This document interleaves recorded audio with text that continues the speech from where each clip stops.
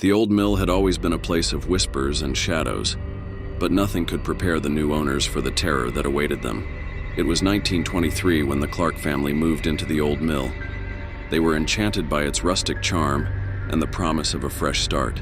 However, from the very first night, strange occurrences plagued their new home. Unexplained cold drafts would sweep through the rooms, and the sound of footsteps echoed through the empty hallways. One evening, as Mrs. Clark was tucking her children into bed, she noticed a dark figure standing at the end of the hallway. Thinking it was her husband, she called out, but the figure did not respond. Instead, it vanished into thin air. The family's sleep was disrupted by eerie sounds, whispers, moans, and what seemed like the dragging of heavy chains. Desperate to find answers, Mr. Clark explored the history of the mill and discovered a grim tale. Decades earlier, the mill had been the site of a gruesome murder. The spirit of the victim, it seemed, had never left. Determined to cleanse their home, the Clarks invited a local priest to perform an exorcism. The ritual was long and intense, with the priest chanting prayers and sprinkling holy water throughout the mill. As the final prayers were uttered, a piercing scream filled the air, followed by an ominous silence. From that night on, the hauntings ceased. The Clark family could finally sleep peacefully, but the memory of those terrifying nights lingered forever. In the dead of night, the lonely road was the perfect setting for a chilling encounter that would haunt a truck driver forever. Jake was a seasoned truck driver, used to long hauls and lonely stretches of highway. One fateful night, as he was driving down a deserted road, he saw a young woman standing by the side, thumb outstretched, asking for a ride. She was wearing a pale blue dress that seemed out of place in the modern world. Feeling a twinge of pity, Jake pulled over and offered her a lift. She climbed in without a word, her expression distant and cold. As they drove, Jake tried to make small talk, but the woman remained silent. When he glanced over at her, he noticed that her clothes were damp, as if she had been caught in a downpour, though the night was dry and clear. As they neared her destination, a small, decrepit house on the outskirts of town, she finally spoke. Her voice was a mere whisper. "Thank you." She then opened the door and vanished into the darkness. Confused, Jake watched her disappear, then drove away. The next day, haunted by the encounter, Jake returned to the house. An elderly woman answered the door, and when Jake described the hitchhiker, her face paled. She explained that the young woman was her daughter who had died tragically in a car accident years ago. Jake had given a ride to a ghost, forever destined to wander the lonely road where she met her untimely end. Exploring an abandoned asylum sounded like an adventure, but it quickly turned into a nightmare for a group of friends. On a dare, a group of friends decided to explore the old, abandoned asylum on the outskirts of town. It was rumored to be haunted, with a dark history of mistreatment and mysterious deaths. Armed with flashlights and a sense of bravado, they ventured inside. The air was thick with decay, and the silence was oppressive. As they wandered through the crumbling hallways, strange things began to happen. Doors slammed shut on their own, and ghostly figures flickered in and out of sight. Whispers echoed through the halls, though no one was speaking. In one of the patient rooms, they found an old dusty journal. It belonged to a former patient who had documented her harrowing experiences. The entries spoke of cruel treatments, isolation, and a sinister presence that tormented the inmates. The final entry was a desperate plea for help, signed with the patient's name, Emily. Suddenly, one of the friends felt a cold hand on her shoulder. She turned around to see a pale, ghostly figure staring at her with hollow eyes. The friends screamed and ran for their lives, but the ghostly figure followed them, its wails filling the air. They finally burst out of the asylum, gasping for breath. They vowed never to return, but the experience left them shaken. They had encountered the spirit of Emily, forever trapped in the asylum, seeking help that would never come. If you have watched this video, then like and subscribe so that you will get notification of this horror video. Camping in the remote woods was supposed to be an escape from the chaos of city life, but it turned into a fight for survival. Matt and his friends had planned a weekend camping trip in a remote forest. The first night was filled with laughter and stories around the campfire, but as darkness fell, an uneasy feeling settled over the group. In the middle of the night, Matt was awakened by the sound of footsteps outside his tent. Assuming it was one of his friends, he unzipped the tent and stepped out. To his horror, he saw a ghostly figure standing at the edge of the campsite. The figure was pale and translucent, with hollow eyes that seemed to pierce through the darkness.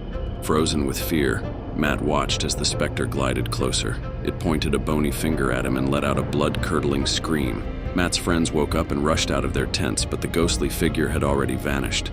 The next morning, they decided to leave the campsite. As they packed up, they found an old, weathered journal buried under a pile of leaves. It belonged to a man who had gone missing in the woods years ago. His last entry described seeing a ghostly figure and feeling an overwhelming sense of dread. Shaken, Matt and his friends left the forest, vowing never to return. They had encountered the specter of the woods, a lost soul doomed to haunt the forest forever. A late-night cab ride turned into a spine-chilling encounter for a driver and his unsuspecting passenger. Sam was a cab driver who often worked the night shift.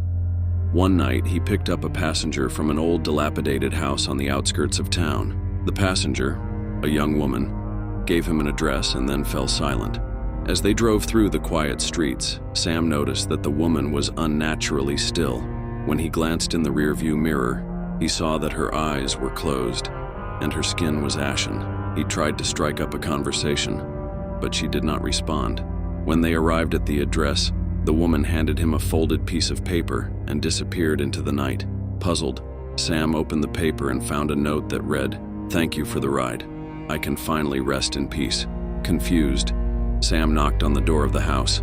An elderly man answered, and when Sam described the woman, the man's eyes filled with tears. He explained that the woman was his daughter who had died tragically in an accident years ago. Sam had given a ride to her restless spirit, allowing her to finally find peace. Moving into a new house brought excitement for the Williams family, but they soon discovered they were not alone. The Williams family was thrilled to move into their new house. It was spacious, with a large yard and an attic perfect for storage. However, from the very first night, they heard strange noises coming from the attic, footsteps, whispers, and the sound of furniture being moved. Determined to find the source, Mr. Williams went up to the attic one evening. As he climbed the stairs, he felt a cold breeze and an overwhelming sense of dread. When he reached the top, he saw a shadowy figure standing in the corner, watching him with glowing eyes. Terrified, Mr. Williams hurried back downstairs and told his family. They decided to call a paranormal investigator, who confirmed their worst fears. The house was haunted by a poltergeist, a malevolent spirit that thrived on chaos and fear. The investigator performed a cleansing ritual, and the Williams family held hands and prayed. The air grew thick with tension, and then suddenly, the noises stopped. The poltergeist had been banished, but the family remained wary, knowing that the spirit could return at any time. Renovating an old manor seemed like a dream project until the new owners unearthed its dark, cursed history. Anna and Mark were excited to renovate the old manor they had purchased. The grand estate had been abandoned for years and was in desperate need of repair. As they worked on the house, they discovered a hidden room in the basement, filled with old, dusty relics and an ancient book. Curious, they opened the book and found it filled with strange symbols and incantations. That night, as they slept, they were awakened by the sound of chanting. When they investigated, they found the hidden room glowing with an eerie light. A dark figure emerged from the shadows, its eyes burning with anger. It was the spirit of the manor's former owner, a man who had practiced dark magic and had been cursed for his sins. The curse had doomed him to an eternity of torment, and now he sought revenge on anyone who disturbed his resting place. Terrified, Anna and Mark fled the manor and never returned. They sold the property, warning the new owners of its dark history. The curse of the old manor remained, a sinister reminder of the dangers that lurked within its walls. A business trip took an unexpected turn when a hotel room revealed its dark and haunted past. Sarah was on a business trip and checked into a hotel late one night. Exhausted, she went straight to her room and collapsed on the bed. As she drifted off to sleep, she heard the faint sound of music. When she opened her eyes, she saw a ghostly figure standing at the foot of her bed playing a violin. Startled, Sarah sat up and watched in horror as the figure continued to play, its eyes fixed on her. She tried to call for help, but her voice was paralyzed with fear. The figure slowly faded away, leaving Sarah trembling. The next morning, she reported the incident to the hotel staff. They revealed that the room had a tragic history. Years ago, a famous violinist had stayed in that room and had been found dead under mysterious circumstances. Since then, guests had reported seeing his ghost, forever playing his violin. Shaken, Sarah requested a different room. but the memory of the ghostly violinist haunted her for the rest of her stay. The haunted hotel room remained a chilling reminder of the violinist's tragic end and his restless spirit. If you want watch-related video, click on this video.